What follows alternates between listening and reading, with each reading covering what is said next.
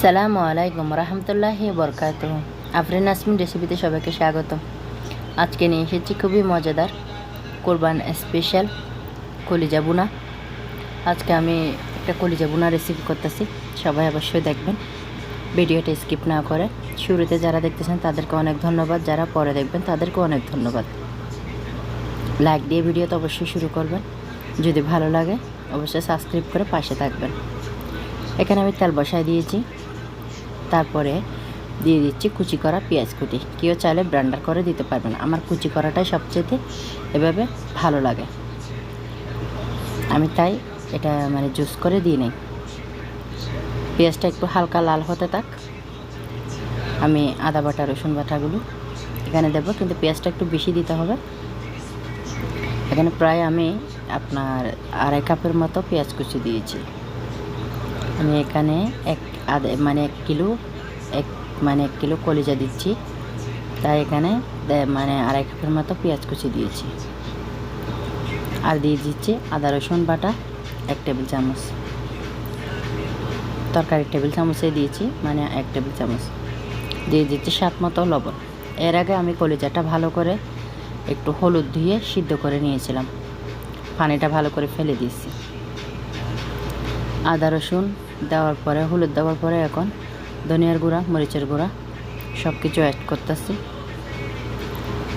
আসলে পরিমাণ মতো সব কিছু দিতে হয়। আর দিয়ে দিচ্ছি জিরাটা আমি গুঁড়ো করে আপনার মিক্সিতে ভালো করে পেস্ট করে রেখে দিই, ফুটাই দিই। আর দিয়ে দিছি মশলা, এখানে মিক্স মশলা দিয়ে দিছি 1 চামচ, আর একটা বড় দালচিনি দিয়ে দিচ্ছি। এখন ভালো করে নাড়াচাড়া করে নিচ্ছি। আর একটু পানি দিয়ে দিচ্ছি, মশলাটা যেন নিচে পুড়ে না যায়। ভালো করে নাড়াচাড়া করার পরে এখন দিয়ে দেবো স্বাদ মতো লবণ। লবণটা অবশ্যই স্বাদ মতো দিতে হবে।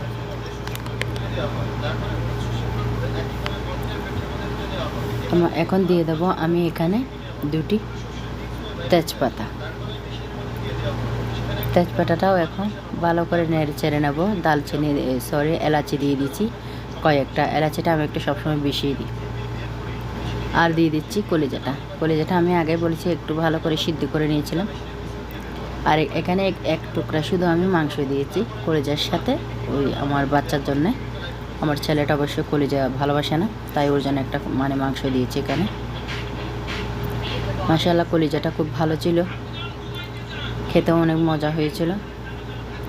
যেহেতু আমরা সবাই কুরবানিতে কলিজা পাবো,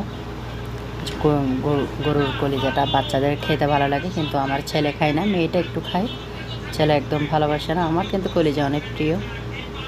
শুরুতে এতক্ষণ যারা ধৈর্য ধরে ভিডিওতে দেখছেন তাদেরকে অনেক অনেক ধন্যবাদ, পরে যারা দেখবে তাদেরকেও অনেক ধন্যবাদ। আর এখানে দিয়ে দিচ্ছি স্টার পলটা, আর দিয়ে দিচ্ছি কয়েকটা লবঙ্গ। কলিজাতে লবঙ্গ দেওয়ার কারণ হলো কলিজাতে যে একটু গ্যাস বাইরে হয়, ওই গ্যাসটা কিন্তু কেটে যায়। একটু ঢাকনা দিয়ে দিচ্ছি 3 মিনিটের জন্য। পানিটা উপরে ভেসে উঠেছে, দেখেন মাশাআল্লাহ কলিজার থেকে প্রচুর পরিমাণ পানি বের হয়েছে, তাজা ছিল তাই আমি ভালো করে আরও নাড়াচাড়া করে নিচ্ছি। ভিডিওটা অবশ্যই কেউ স্কিপ করে টেনে দেখবেন না, স্কিপ করে দেখলে আসলে সবাই জানেন ওয়াচ টাইমটা হয় না। এখন তো সবারই ওয়াচ টাইম প্রয়োজন, অনেকের 2000 হয়ে গেছে কিন্তু ওয়াচ টাইমটা পূরণ হচ্ছে না। তার কারণ হলো বোঝা যাচ্ছে আমরা অনেকে ভিডিওটা ফুল দেখতে পারতেছি না। এটাই আমি 2-1 দিন পরে ভিডিও ছাড়ি, এরপরে কিন্তু ওয়াচ টাইম হচ্ছে না, বা 100-র উপরে বা 200-র উপরে যাচ্ছে না, তাতে মন একটু খারাপ লাগে, তাও কিছু করার নাই। পরিমাণ মতো পানিটা দিয়ে দিয়েছি, একদম শুকিয়ে নেব এটা।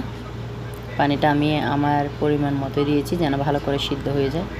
দেখেন মাশাআল্লাহ এই পর্যায়ে দেখেন কলিজাটা কত সুন্দর হয়েছে। আমি ঘনত্বটা এটুকুই রাখবো, একেবারে করব না, যেহেতু এটা রসা করতেছি তাই। দেখেন মাশাআল্লাহ কত সুন্দর হয়েছে। অবশ্যই এই কোরবানিতে একবার ট্রাই করবেন।